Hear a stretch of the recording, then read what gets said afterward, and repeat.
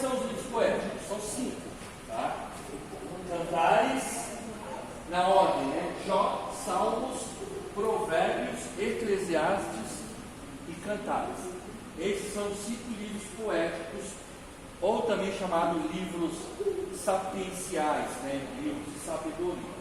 Bom, a gente precisa entender um pouquinho o que é a poesia hebraica. A poesia hebraica é diferente da poesia ocidental, tá? A palavra sapiência quer dizer sabedoria, tá?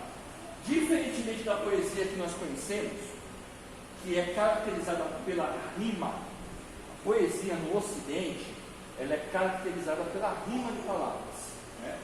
A poesia hebraica, ela apela para os sentimentos e por uma palavrinha chamada paralelismo, tá? Então aqui fala, por exemplo, olha um exemplo de uma poesia hebraica, que tem nada a ver com rimar palavras. Amor com dor, tá? Minha garganta está seca, meus olhos falem, eu mergulho em profundas dificuldades e não encontro lugar firme. Isso é uma poesia hebraica, mas você vê que ela está apelando para quê? Para os sentimentos, tá? A poesia hebraica não pode ser interpretada literalmente. Não posso interpretar literalmente.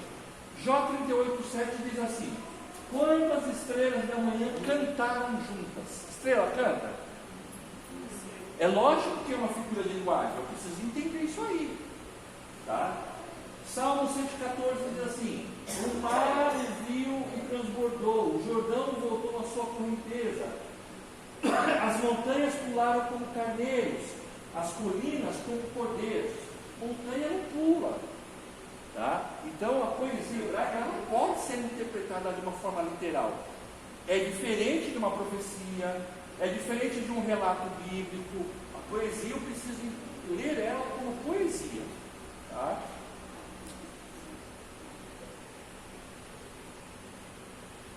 Ó, a palavra poesia poderia sugerir um ramo altamente especializado da arte literária. Olha um trecho de um discurso do Winston Churchill, primeiro-ministro da Inglaterra, durante a Segunda Guerra Mundial. Isso foi um discurso muito famoso dele. Nós não sabem que a Alemanha nazista bombardeava a Inglaterra quase todo dia, né? E o povo tinha que correr para os metrôs para se esconder, né? E a Inglaterra estava quase sucumbindo, né? Se não fosse a entrada dos Estados Unidos na guerra, né? E aí ele fez um discurso muito famoso e nesse discurso teve uma frase que ele falou assim: lutaremos nas praias, lutaremos nas pistas de aterrissagem, lutaremos nos campos e nas ruas. Aqui a repetição e o ritmo se unem para tornar uma mensagem duplamente memorável e comovente. A repetição o quê? Da palavra lutaremos, lutaremos, lutaremos. Tá? A poesia hebraica ela puxa muito isso daqui. Juízes capítulo 5, versículo 30 diz assim: para Cícera, estofos de várias cores, estofos de várias cores de bordados, 1 ou 2 estofos bordados para o pescoço da esposa. Então veja que a repetição da palavra estofo aqui, tá, é uma marca da poesia hebraica. Bom? A característica da poesia hebraica, então, é chamada de paralelismo. O que é paralelismo? É a repetição do pensamento de uma linha ou um verso com a qual forma um conjunto. Observe a diferença da poesia hebraica com a poesia que nós conhecemos. Bom, agora eu vou dar uma sugestão para os homens casados. É que as irmãs estão aqui, mas o Cido, que a esposa não está aqui, o Obed, né, o Betô, o Paulo Paulo, tenta sorte hoje. E entre os suspiros do vento, da noite um nome frescor. Quero viver o momento, morrer contigo de amor. Não é assim, ó, tá? Se eu ouço um negócio desse, apoio, viu? Vai, Edson. Agora, irmãos, olha, então a rima. Frescor, amor. Vento, momento. Agora na poesia hebraica. Porventura, tendo ele prometido, não o fará? Ou tendo falado, não o cumprirá? Olha aqui a repetição de ideias. Prometido, falado. Fará, cumprirá. Essa é a marca da poesia hebraica, o paralelismo. Tá? Só que vai complicar agora um pouquinho. Por quê? Porque existem pelo menos 3 tipos de paralelismo. Primeiro, paralelismo sinonímico. É só vocês lembrarem da palavra sinônimo. Tá? Não, mas é isso mesmo. Tá? Olha só, Provérbios 16:16.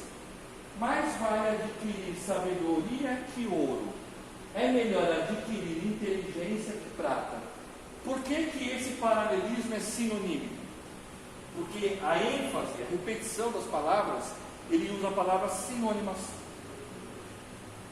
Ouro, sinônimo de prata, de coisa preciosa, né? Sabedoria, inteligência. Então esse é o paralelismo sinonímico. Só vocês lembrar da palavra sinônimo. Igual, parecido. Tá? Agora tem paralelismo antonímico, ou também chamado antitético. Esse é o contrário. Qual é o contrário do sinônimo? Né? Um antônimo? Antônimo. Então, ó, a mulher sábia edifica a casa. A nécia, ou tola, né, em algumas traduções, com as mãos a destrói. Então veja, sábia, nécia, é o contrário. Edifica, destrói, é o contrário. Então esse é o paralelismo antonímico.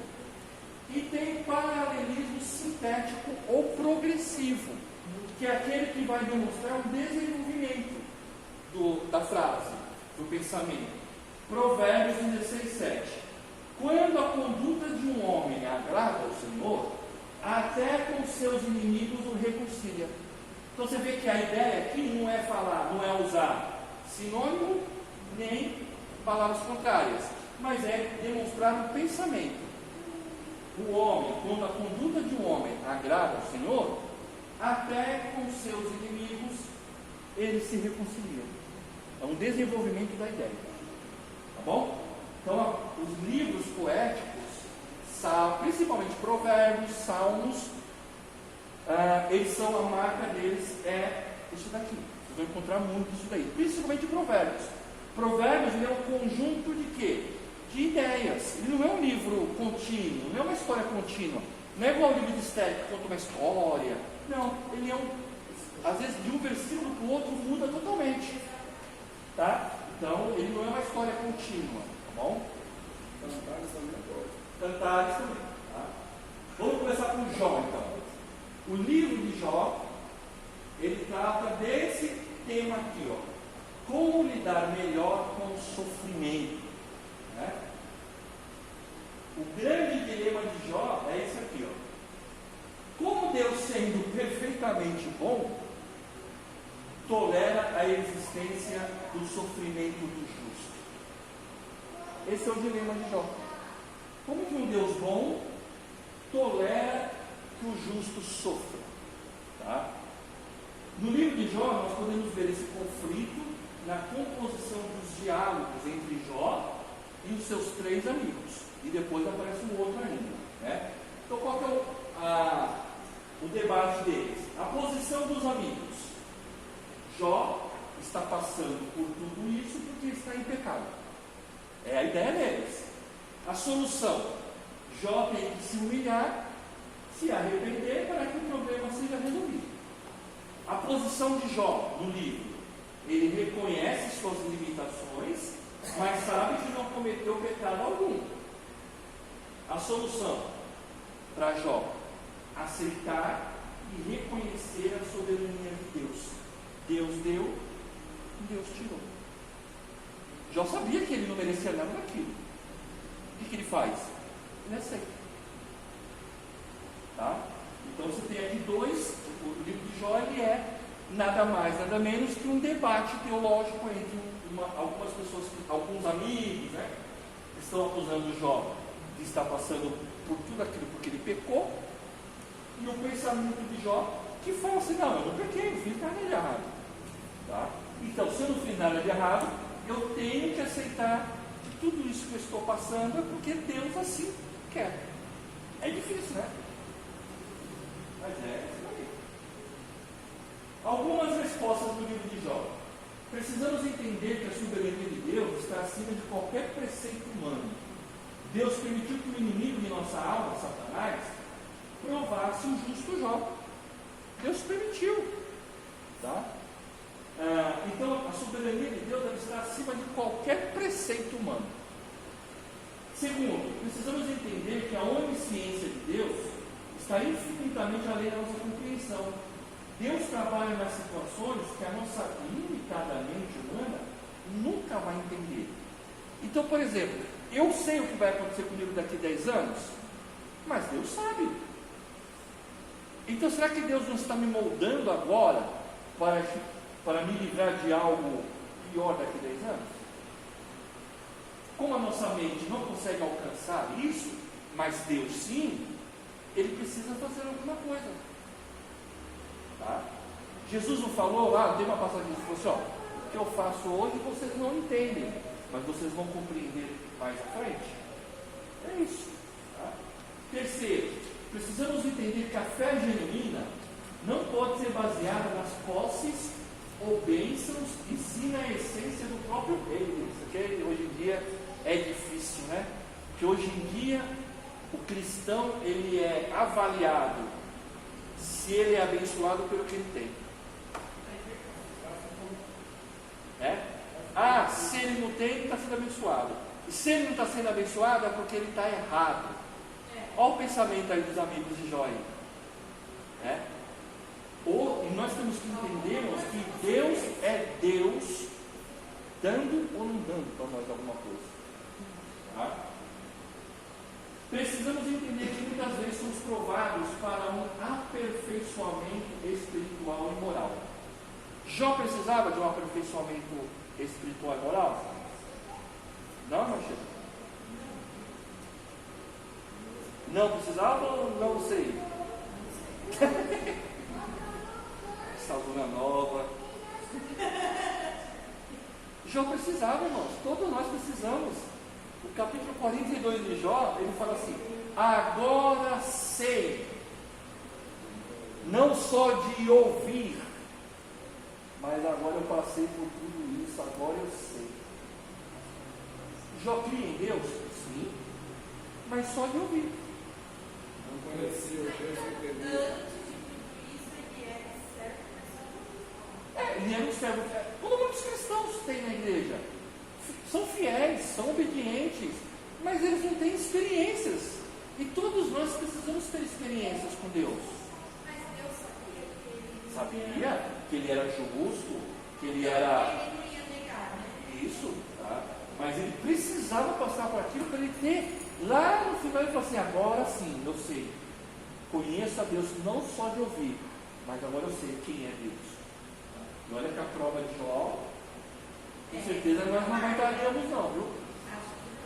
Por fim, precisamos aceitar que, embora os meios que Deus utiliza parecem meio cruéis, mas no fim a graça e misericórdia de Deus sempre se manifestam. Hoje é quinta, né? Quando foi que o menino matou a professora?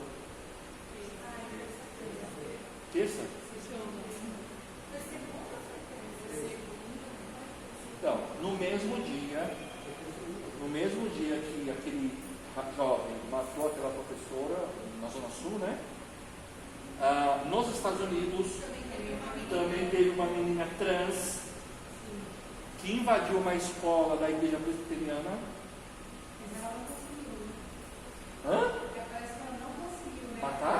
Matou a filha do pastor. Ela foi morta. A polícia matou ela.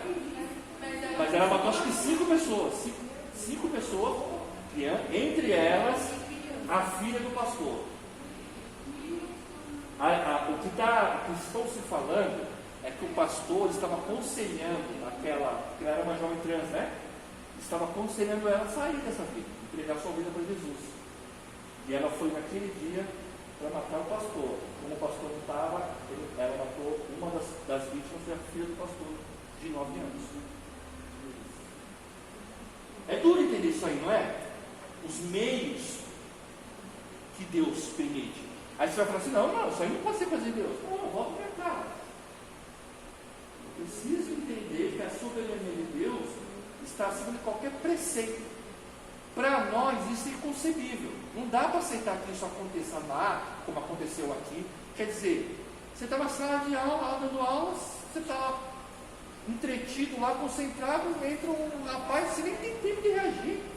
Não, ela nem percebeu Você não tem nem tempo de reagir. Isso não foi pior, porque os meninos ali foram ligeiros, né? A professora lá já deu um mata-leão nele lá, né? Senão o negócio ia ser pior. E pasmem, né? Nós já temos que estar preparados, porque isso aí vai acontecer de novo. Não descobri nas redes sociais que tem amigos dele que falam assim: ele fez a minha parte, eu sou o próximo, e vai ser pior. Já ouve?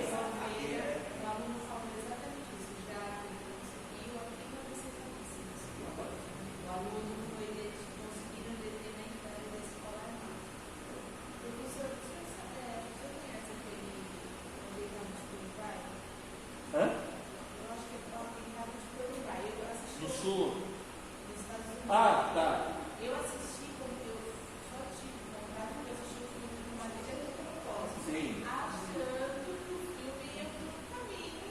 Foi pro outro. Foi por outro. Não deixou de ser Maria de propósito. Mas E esse fato foi o que inspirou aqueles jovens que atacaram a escola em Suzano. Foi esse mesmo. Então, é cruel, não é? A menininha de 9 anos, com uma professora também, não é só porque ela tinha 70 anos, que a gente vai achar que 70 anos já. Não. É cruel ver isso. É lamentável você ver, porque não é um assalto, não é que foi um assalto, né? Não. Um menino de 13 anos entra. Ele premeditou, né? Ele planejou. Então a gente. Por mais que esses meios pareçam cruéis para nós, e são mesmo, a gente precisa aceitar que no final de tudo, a graça e a misericórdia de Deus sempre vão se manifestar. E aí pode ser, como a irmã citou, a Fernanda, essa questão de uma vida com propósito. Nós não sabemos o porquê. Nós não sabemos os motivos, quais são as razões pelo qual Deus permite que tal situação aconteça com alguma pessoa. A gente não sabe. A gente precisa. Por isso que eu já comentei com vocês que eu acho que quanto mais cedo todos nós aceitarmos, todos nós que eu falo, os cristãos, independente da sua posição teológica, quanto mais os cristãos aceitarem que Deus é Deus e Ele está no controle de todas as coisas, Ele faz do jeito que Ele quer, menos a gente vai ficar assustado, espantado com essas situações. É triste? Claro que é. Mas a gente precisa nessa hora se agarrar a Deus e tentar entender que Deus, na sua soberania, Ele sabe de todas as coisas, tem os seus meios, o porquê de acontece desse jeito e não de outro. A gente não entende, mas Deus entende, Ele sabe.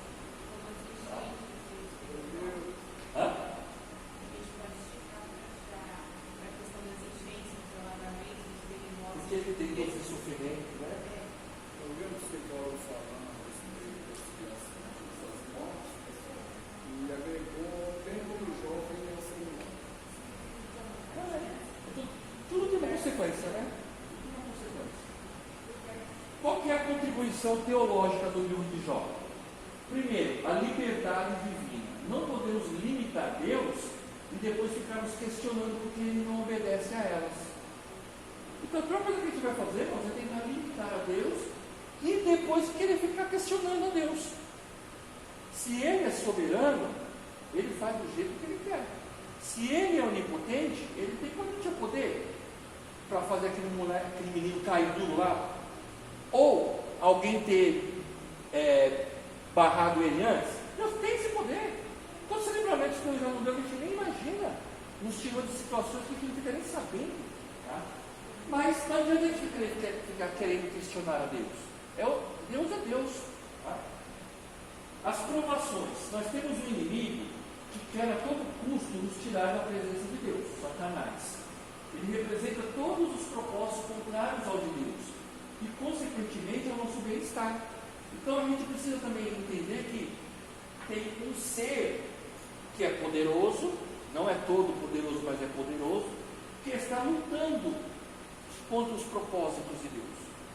Então, enquanto Deus está ali querendo nos abençoar, querendo nos ensinar algo, tem um inimigo que tem a liberdade, inclusive, de chegar para Deus, como foi o caso de Jó, e falar assim: também ele serve ao Senhor porque ele é rico, ele tem tudo do bem e do melhor, tira dele para ver se ele vai servir ao Senhor. Esses são o quê? Os propósitos contrários de Satanás.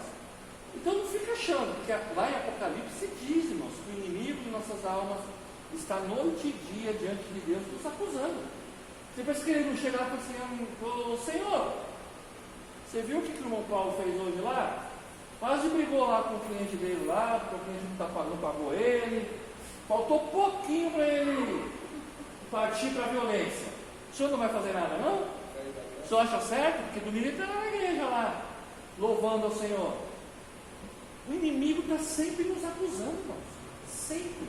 Tá? Retribuição e justiça. O padrão que nós estabelecemos, ele não é absoluto.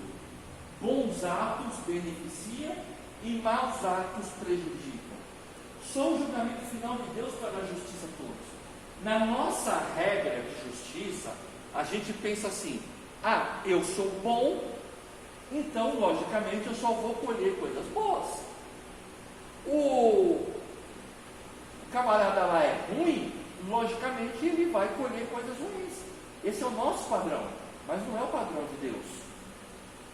Você pode ver que na história bíblica, os homens de Deus, mulheres de Deus, sofriam. Uma igreja que não prega sofrimento, irmãos, eu tenho preocupação.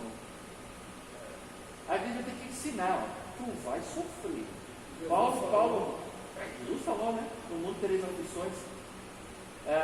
Paulo, quando ele termina a sua última carta a Timóteo, aliás, eu vou dar uma sugestão para vocês. Quem tem acesso ao Spotify? Pesquisa lá na busca Amado Timóteo. Amado Timóteo. Eu duvido que vocês não vão chorar. Tá? Ouça. Então, irmãos, a retribuição e a justiça de Deus é diferente da nossa. O que nós sabemos é que um dia, Deus vai pegar todo isso daí e vai colocar dentro da sua justiça. É isso que a gente precisa acreditar. Tá? A força no sofrimento. Nem todos sofrerão as aflições como as de Jó. Graças a Deus, não é verdade? Graças a Deus, irmãos, que nem todos vão sofrer as aflições como as de Jó. Alguns vão. Essa semana, um pastor da Assembleia de Deus, lá da região ali onde eu moro, ali no Inácio Monteiro, o filho dele de 5 meses, nasceu com um probleminha respiratório, 5 meses, morreu. 5 meses. Muitos não vão passar por isso, mas alguns vão. Tá? Precisamos aprender a lidar com essas aflições e desse conhecimento de Deus tirar forças para superar as adversidades. Com absoluta certeza, se olharmos para a vida prática, o mal contribui para o aperfeiçoamento do caráter dos cristãos que o suportam e vencem, pois assim a Bíblia ensina em diversas passagens.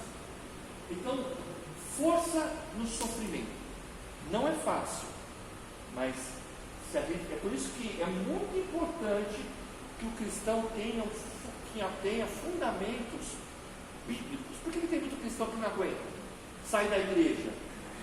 Porque infelizmente ele vem para a igreja com um pensamento assim: eu vou para a igreja, Eu ouço os crentes falar, os pregadores pregar, que Deus vai me abençoar, que não vai ter mais problema em casa, que eu não vou ter mais problema no trabalho, né? Que eu não vou ter mais enfermidade. E aí ele vem para a igreja, a vida dele não muda do jeito que ele está esperando. Aí ele fica decepcionado com Deus, né? Só que a Bíblia, ela nos ensina a encontrar forças no sofrimento, tá? É no sofrimento. Paulo, num dos seus momentos mais dramáticos, ele chega para Deus, ora a Deus 3 vezes, para que Deus livrasse ele daquele espinho na carne. E Deus responde para ele assim: Paulo, a minha graça te basta, porque é na sua fraqueza que a minha força vai se manifestar. Então a gente precisa encontrar no sofrimento essa força que vem de Deus, logicamente, para que a gente vença. Senão, irmãos, se a gente se apegar ao homem, a qualquer outro elemento, nós vamos cair do cavalo. Mas se a gente encontrar forças em Deus, aí a gente vai tirar aprendizado do sofrimento. Porque é isso que Deus quer de nós, que a gente aprenda com o sofrimento, aprenda a ser um crente melhor, aprenda a compreender às vezes a dor do meu próximo, porque para mim às vezes entender e ter compaixão pelo próximo, eu preciso passar por aquilo. Preciso saber como que é. Como que eu vou saber o que é perder? Por exemplo, você foi convocado para fazer um culto fúnebre, mas você não sabe o que é isso. Que palavra você vai levar lá? Se você nunca passou por uma situação dessa, por um luto na família, o que você vai falar se você não tem essa experiência? Tá? Então essas coisas acontecem na nossa vida para que a gente venha crescer. Tá? Tem uma contribuição muito importante em Jó, tá? Que está no capítulo 19, versículo 25, 26 e 27. Porque eu sei que o meu Redentor vive e por fim se levantará sobre a terra, depois revestido o meu corpo e a minha pele, em minha carne verei a Deus. O que Jó está falando lá, talvez sem ainda entender, é claro, é da ressurreição. Bom? Uma pergunta, professor, eu já perguntei para vários pastores e a resposta não foi convincente. O espinho de pau, o que é? O que é? A minha resposta também não vai ser convincente, então. Porque nós não sabemos. Meu marido fala que a dele é eu, então. Aí, ó, resposta para você. Ajuda? Não, Bede, a Bíblia não deixa claro o que é. Alguns historiadores dizem que é um problema que depois Paulo vai ter na vista, que ele fala, né, em Gálatas, que ele tem um problema na visão. Mas o texto, ele dá uma ideia mais ou menos assim. Ele não fala lá que, para que eu não me ensoberbecesse, para que ele não ficasse soberbo, porque, convenhamos, hein, irmãos, Paulo foi até o terceiro céu, não é qualquer um não, hein? Deus levou ele até o terceiro céu, até o paraíso, e ele fala assim, ó, eu vi coisas que não dá nem para falar, inefáveis. E aí o que acontece? Aí ele fala assim, ó, porém, para que eu não me ensoberbecesse, para que eu não, quando eu voltasse, né, da revelação, do arrebatamento dele, ele falasse assim, ó, meus irmãos, deixa eu contar uma coisa para vocês, eu fui para o terceiro céu, vocês não são nada, eles precisam ser igual a eu estou fazendo uma conjectura, né? Aí Deus falou assim, deixa eu colocar isso na carne de Paulo, porque senão, qualquer um, irmãos, qualquer um que sobe até o terceiro céu ia ficar. Desde que ele voltar, né? Então, alguns entendem que o espinho na carne uma condição que foi colocada sobre ele, para que ele nunca usasse isso, essa experiência dele, como algo superior sobre os outros. Alguns dizem que é um problema no olho. Então, a gente não sabe. Infelizmente. Essa nós vamos ter que perguntar para ele. Quem levou, quem chamou? Mas ninguém? Geração. Se fosse para aquele relógio, chama de relógio, né? Tá bem errado. Vamos lá. Cântico dos Cânticos. Talvez o livro mais difícil, tá? De tentar compreender, porque a linguagem dele é uma linguagem bem complicada, bem difícil, tá? O livro de Cantares foi escrito pelo rei Salomão, rei de Israel, entre 970 e 930 a.C. Segundo a tradição judaica, Salomão teria escrito Cantares durante a sua juventude, Provérbios quando ele era mais maduro e Eclesiastes no final da sua vida. Tá? Salomão escreveu esses 3 livros aqui, ok? Então ele escreveu Cantares, que é Cântico dos Cânticos também, né? Por que Cântico dos Cânticos?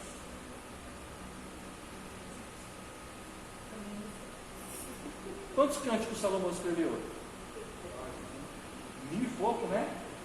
Esse é o Cântico dos Cânticos. Entendeu? É como se fosse a obra-prima dos cânticos de Salomão.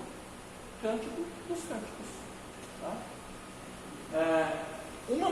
Se eu fosse convidado para trazer uma mensagem, vamos supor, eu vou convidando a Renata para trazer um estudo para casais, eu ia aqui. Cantares. Entendeu? Porque se tem um livro para casal, é Cantares. Vai do arrumo, não. Hã? Vai do arrumo dos casal, não. Só enfeita. Por quê, irmãos? O livro de Cantares, eu posso resumir ele com essa frase aqui, ó. O amor sabe esperar e é exclusivo. Que é isso que a mensagem de Cantares, na sua linguagem poética, quer falar para nós. Tá? Agora, o livro de Cantares, irmãos, ele tem pelo menos 5 formas de a gente ler ele. Alegórica, tradição judaica, tá? Interpreta o Cantares como sendo o amor de Deus por Israel, porque ele é um livro do Antigo Testamento. Literal, fundamentalmente, segundo essa interpretação, o livro de Cantares retrata o amor humano de um homem e uma mulher, de Salomão com Sulamita. Tipologicamente, este método evita o subjetivismo da interpretação alegórica e honra o método literal só aplicando para Cristo e a Igreja. Então, o tipológico, que é uma tipologia, vai falar que o livro de Cantares é o amor de Cristo para com a Igreja. E litúrgico, compara alguns textos de Cantares com costumes da antiga Mesopotâmia, do Egito, derivado do ritual do casamento de Tammuz e Istar, que eram divindades mesopotâmicas. Tem textos da antiga Mesopotâmia do Egito que são bem parecidos com o livro de Cantares. E dramático, interpreta Cantares como um drama, envolvendo 3 personagens: Salomão, Sulamita e o pastor, né? Não é um pastor de igreja, não, pastor de ovelhas, que ama mesmo a mulher. Tem essa trama na história também. Tá? Então, Cântico dos Cânticos. Deixa eu só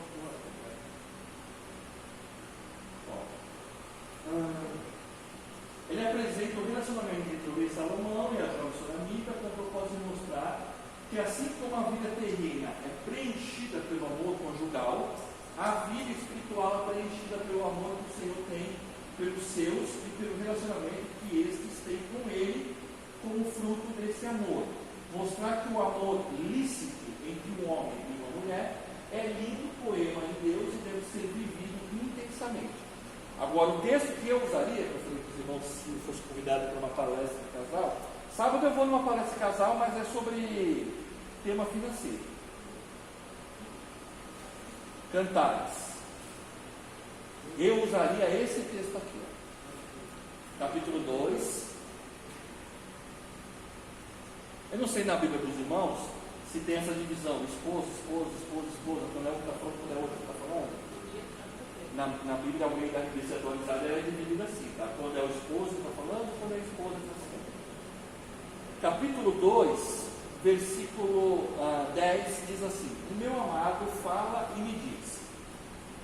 Aí a esposa está falando e o esposo começa a falar: levanta-te, querida minha, formosa minha, e vem, porque eis que passou o inverno, cessou a chuva e se foi, aparecem as flores na terra, chegou o tempo de cantarem as aves, e a voz da rola ouve-se em nossa terra.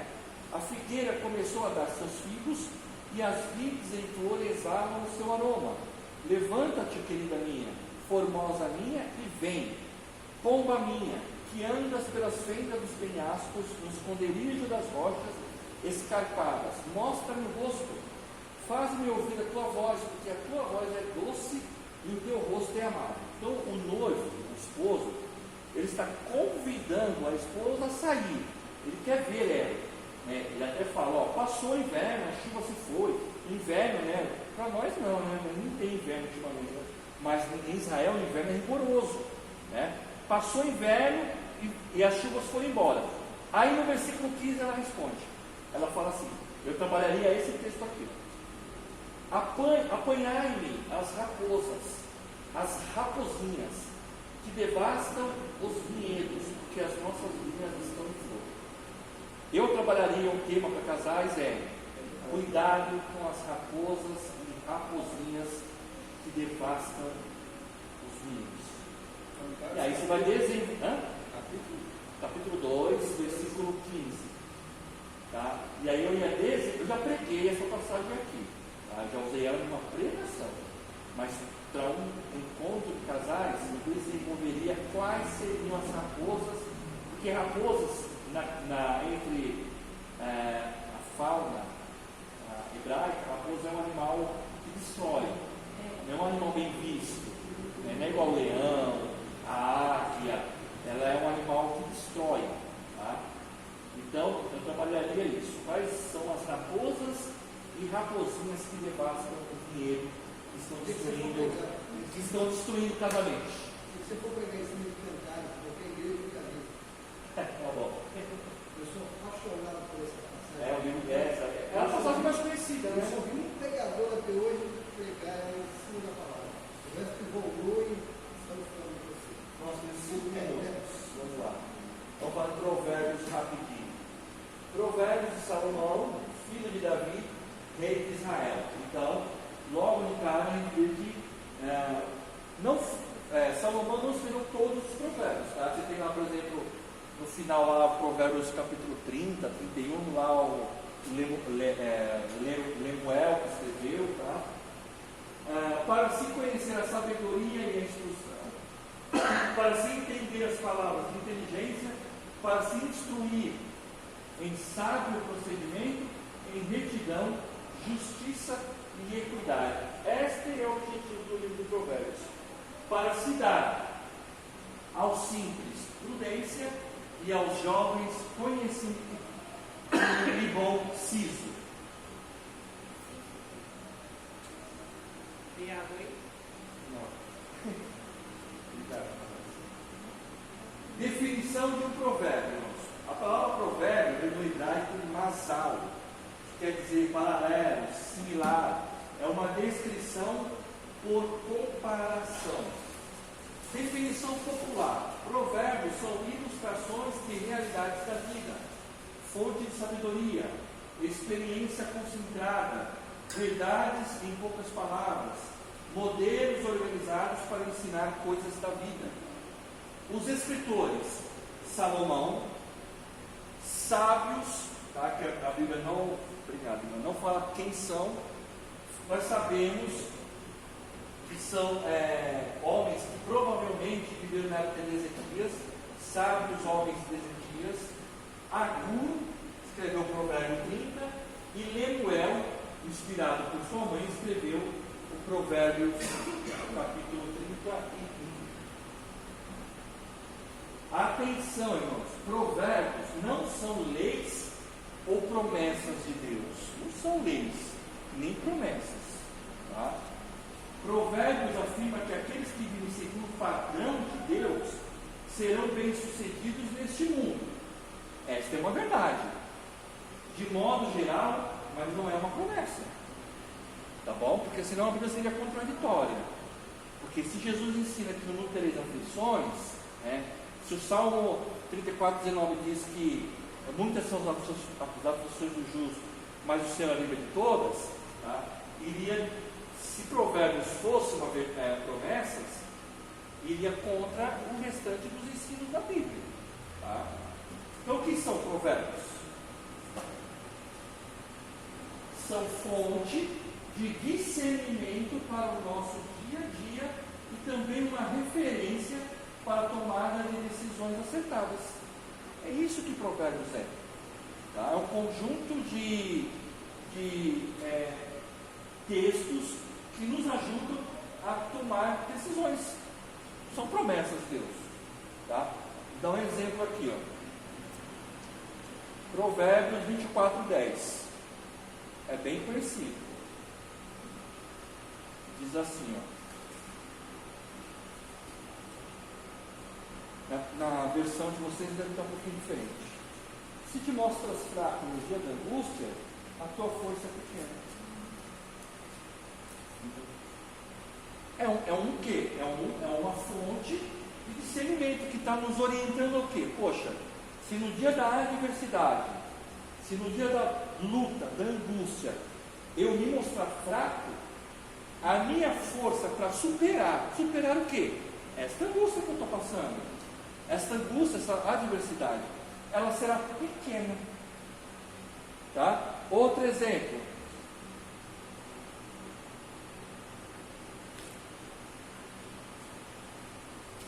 Aí mesmo no Provérbios 23, versículo 35. Diz assim, e dirás, espancaram-me e não me doeu, bateram-me e não senti. Quando despertarei, então tornarei a beber. Aqui o autor do provérbio está ensinando para nós aquela pessoa que está insensível para ouvir, por exemplo, a palavra de Deus. Então a palavra vem e fala, a palavra vem e ela não sente.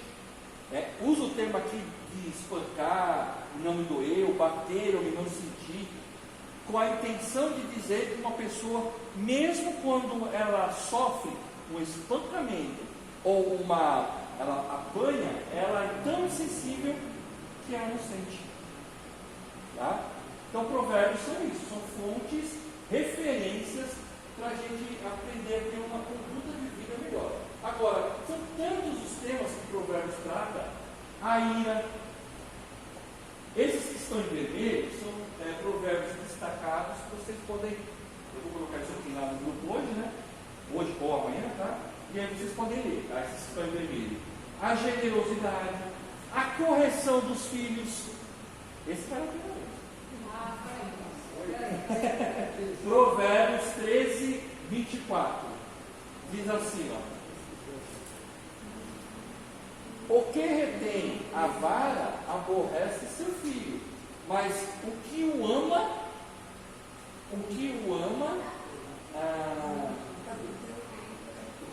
cedo o disciplina. Então é um provérbio que está ensinando o quê? A corrigir os filhos. Tá? O temor de Deus, Provérbios 1,7 já começa falando. O temor do Senhor é o princípio da sabedoria. Tá? Fala dos insensatos e caluniadores. Fala dos desprezadores de sabedoria. Você tem vários temas. Ensina a nós a ter temperança, Provérbios 21. Da língua tem bastante. 13. A língua é cruel, é verdade. Do ganho injusto, fala para não cobrar usura, né, que é juros. Da riqueza, das mulheres más, fala das mulheres boas, tá? Então uma série de ensinamentos que são muito bons.